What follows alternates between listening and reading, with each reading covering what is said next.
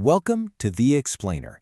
Today we're going to get into something really profound. It's this fictional manuscript that imagines a voice speaking from beyond the grave. And from there, she re-examines her entire life's work, a lifetime of resistance, and asks, what does it really mean to be free? So, right from the get-go, the piece hits you with this. The narrator, who's this famous feminist writer, declares, "They tell me I am dead, but I am not dead." I mean, wow. She's not in some heaven or hell you might imagine. Nope. She's in a place she calls the Aperture. And from there, she can see everything. Her life, her work, even the future. And this idea of the aperture, it's really cool. Think of it less like an afterlife and more like a layover, a space between spaces where all consciousness passes through. And it's from this unique vantage point that our narrator gets to look back at everything, her entire life's work, all the things she was so sure about, but now with this totally new kind of brutal honesty. All right, so let's dig into the first big idea here, which is really the foundation of her entire life's work. For decades, her mission was laser-focused on one thing, making people see the raw, undeniable reality of women's suffering. And her philosophy was built on this. Well, this powerful, almost brutal idea. The point was never to heal. Why?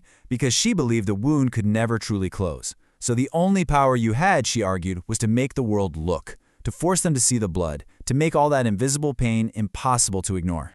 And you see this whole idea play out perfectly with one of the last people who visits her before she dies. It's this young medical student, someone who totally took her philosophy to heart. And in her story, you see both the incredible power of this idea and, as we're about to find out, its limits. So this student does exactly what the narrator's work inspired her to do. She stands up in her medical class, she quotes the books, and she flat out refuses to learn how to perform female genital mutilation. And what happens? She gets expelled, which leads to this really tough question, right? After you make that stand, after you resist, then what? Okay, this is where things really shift. This is the big turning point. Because now, from the Aperture, our narrator starts to see the edges of her own philosophy, a philosophy that was fueled by so much anger. She's forced to confront her whole life of resistance and what it actually cost her. You know, from up there, she finally sees this huge gap between the public hero she was, this perfect symbol of resistance, and the actual human being she was in private. And she's honest about it. She admits to being jealous, to being cruel to people who didn't see things her way, and she admits to a kind of self-righteousness that, in the end, left her completely and totally alone. And get this, one of the wild things about the aperture is that she can hear voices from the future. And instead of fighting them, she listens. She accepts their critiques.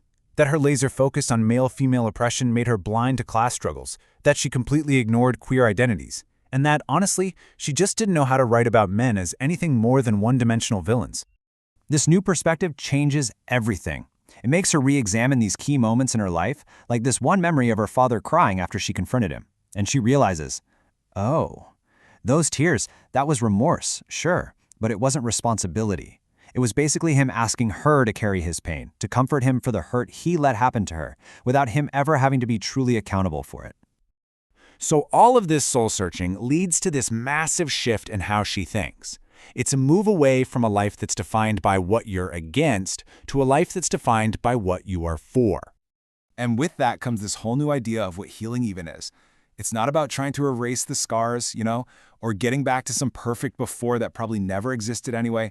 No, healing is about building something totally new right on top of the ruins. It's about learning to have desires that go beyond just surviving, desires for things like joy and pleasure. And this idea, wow, it's captured perfectly in the story of a Nigerian grandmother she meets in the Aperture.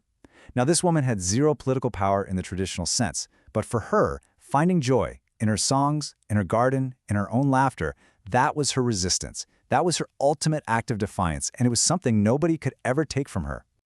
And this brings us to a really beautiful concept. Freedom practices. We're not talking about big, grand political gestures here. We're talking about these small, embodied acts of joy. The manuscript argues that things like dancing or singing or just creating something beautiful, they build up a person's sense of inner freedom, their sovereignty. It makes them harder to control because they literally know what freedom feels like in their own body. Okay, so that's the theory. But what does this new kind of liberation actually look like in an ordinary life? Well, that brings us to the final and maybe the most powerful story in the whole manuscript. We're introduced to a woman named Amira, and she's described as, quote, nobody important. She has no education, no political awareness. Her entire life is just this closed loop of oppression, dictated by tradition and her controlling husband. So her life story follows a path that's sadly familiar for so many women. But her big awakening, her aha moment, it doesn't come from reading a book or hearing a fiery speech. It happens in Tahrir Square during the 2011 Egyptian Revolution. And what triggers it? She sees her little daughter dancing, just dancing with pure, absolute joy in a circle of women. And this, right here, is the heart of it. The big political revolution in Egypt, it didn't really bring about the lasting change everyone hoped for. But for Amira, a personal revolution succeeded.